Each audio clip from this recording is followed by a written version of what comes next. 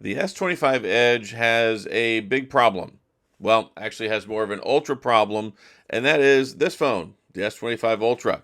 We've known that, well, quite frankly, the S25 Ultra is an overall better phone. That's not really up for dispute because the S25 Edge is missing features like the telephoto, faster charging, bigger battery, a stylus.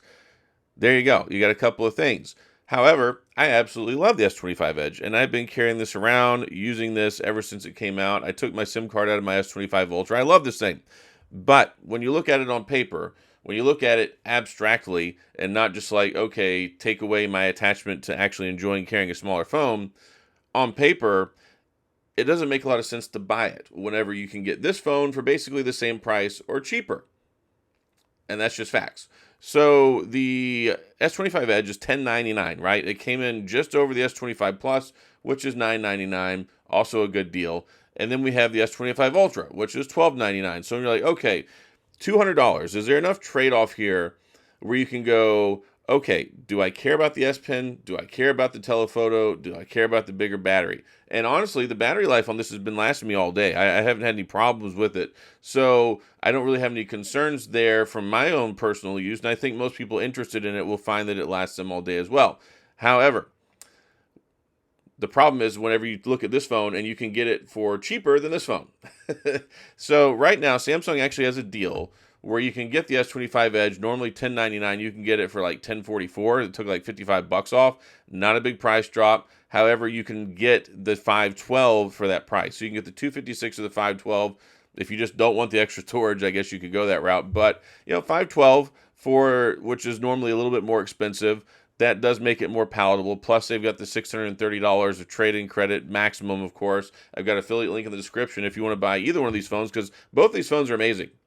I love both of these phones. But when you take a look at the S25 Ultra, it's like $5 more. So if you go on Samsung, you can get this for $10.44. If you go on Amazon, you can get this for $10.49. $5 extra for an extra camera, for not 1100 milliamp extra bigger battery, for 20-watt faster charging, and an S Pen. Kind of hard to pass up. But then I even saw there was a page on Amazon where somebody was selling the S25 Ultra for like $960 something, I think. So yeah, it makes a hard sell. And I've been reading articles, I've been doing research and stuff. I know that the S25 Edge is not selling well. I don't know how many Samsung actually expected to sell. I don't even know if they cared if it was like one of those chart-topping phones. I don't think they had any expectations that it would be. And it really wasn't received well by the tech community, which is funny because sometimes the tech community is like its own echo chamber of hatred. It's like its own echo chamber of feelings that most consumers don't have. So whenever you see the tech community, they're like, who asked for this phone? Nobody asked for this phone. Why does this phone exist?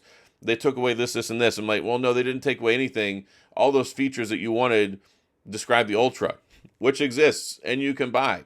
This to me is just an extra option. It's like a dessert phone. It's got all the flagship characteristics. Snapdragon 8 Elite processors. Got this big, beautiful screen. All the other features that the Ultra has. It just doesn't have the telephoto, which I almost never use, so I don't have a problem with that.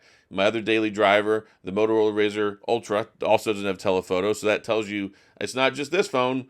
I'm willing to sacrifice that for a unique form factor. I don't care that much. Then the battery. The battery life lasts me all day, and I don't use the S Pen almost at all when it comes to the Ultra. I use it a ton on the Fold. When you have a folding phone like this guy, sorry to reach over, the Z Fold 5, I think that a stylus is absolutely indispensable. If you have a phone that has the landscape of a tablet that goes in your pocket, absolutely, I think you should have a stylus, and I use it all the stinking time. But for me, especially with my caveman hands and my handwriting, this is a little kind of narrow for me to be using, and it's kind of small, like it's a really small S Pen.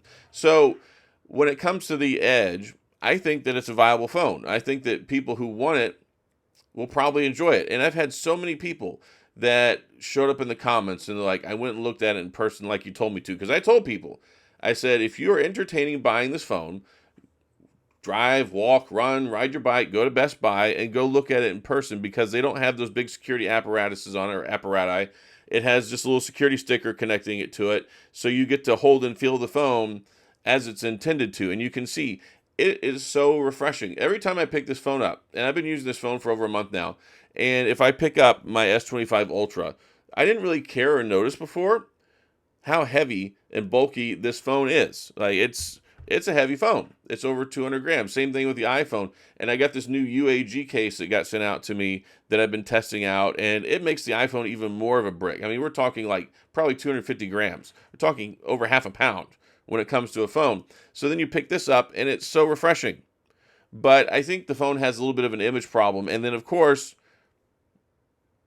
the price. It's hard for me to go and say, okay, what's the best phone you can get for your money? And that's where this phone doesn't hold up as well, because it's not the best phone you can get for your money. But it is a very enjoyable phone that I like, that has that intangible quality where I'm like, okay, I don't care if it's the absolute best because it still has the same performance as the best. I have to have a flagship phone to carry it around. But if I can get this super thin phone instead of this super bulky heavy phone, which I enjoy, and save some money, and yeah, I don't care about the S Pen. It's not that big of a deal for me. But if I'm making a recommendation, I'm like, well, if you want to get the best, the S25 Ultra is arguably the best phone that you can buy right now, globally, and especially in the United States, and especially for Android. So when it's a $50 or $5 price difference, it makes it hard to sell a phone that they're already having a hard time selling, right? I mean, granted, yes, you can get it on Samsung. You can get the free double your storage upgrade. Yes, you can get the $600 trade-in credit, $630 maximum, but you get basically most of that stuff over here. I don't think they're giving the double storage, but they still have good trade-in values. And then when you look other places like Amazon and you see you see it for $5 less, or you see it cheaper, and that's problematic, right? So I think maybe they should have, I don't know. I know they want to sell phones. I know they want to sell the S25 Ultra. I know they want to sell the Edge. And it's just hard when you have three phones at such a similar price point, because the S25 Plus, $999. Of course, they have good deals on it. The S25 Edge, $1099. And then the S25 Ultra, $1299. And then if you're selling all those phones are a few dollars apart from each other, the Ultra is probably going to win out. And that makes sense. So I'm not trying to say, hey, everybody should go ditch the S25 Ultra and get an Edge. Absolutely not. It's one of those things where I review phones. I review a lot of phones all the time. I mean, yes, I'm using this as my daily driver with my Razr Ultra right now. That's probably going to change in like a month or so whenever the new Fold comes out. And then, I move phones all the time. But this is one of the most fun phones and enjoyable phones I've used in a long time. And if you're wondering what this case is, this is a Thinborn case from the guys over at Thinborn. It's one of those carbon fiber cases, and it's super, super, super insanely thin. Like, the phone is already super thin. And I was hesitant to put a case on it because I don't want to take away those thin properties. But when you take a look at how thin this case is, and it's also got this whole, carbon fiber stuff going on for it.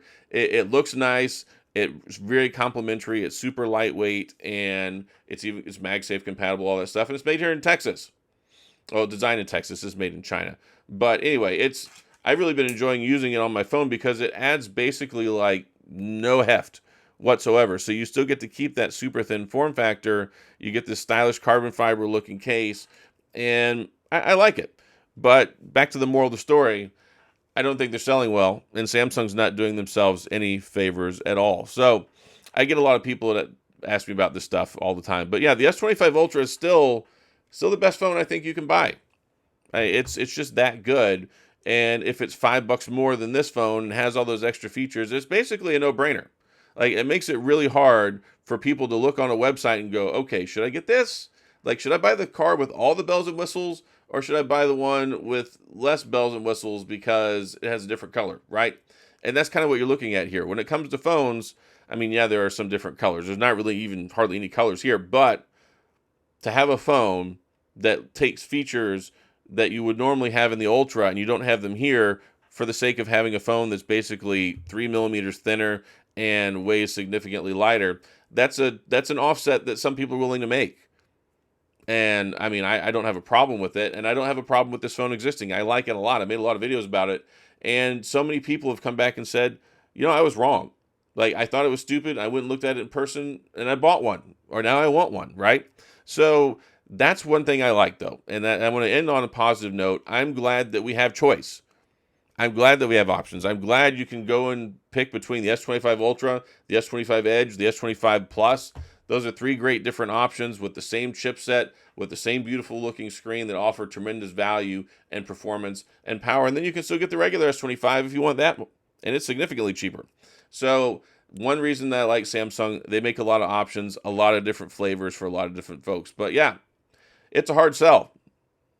And that's all I got. So if you have any questions, comments, gripes, concerns, complaints, all that stuff, please, of course, go to the comment section. I'll do my best to get back with you. If you enjoyed the video, please hit the like and the subscribe button and the little notification bell if you want updates when new videos come out. And as always, thanks for being here. I appreciate you watching, and I'll see you guys next time.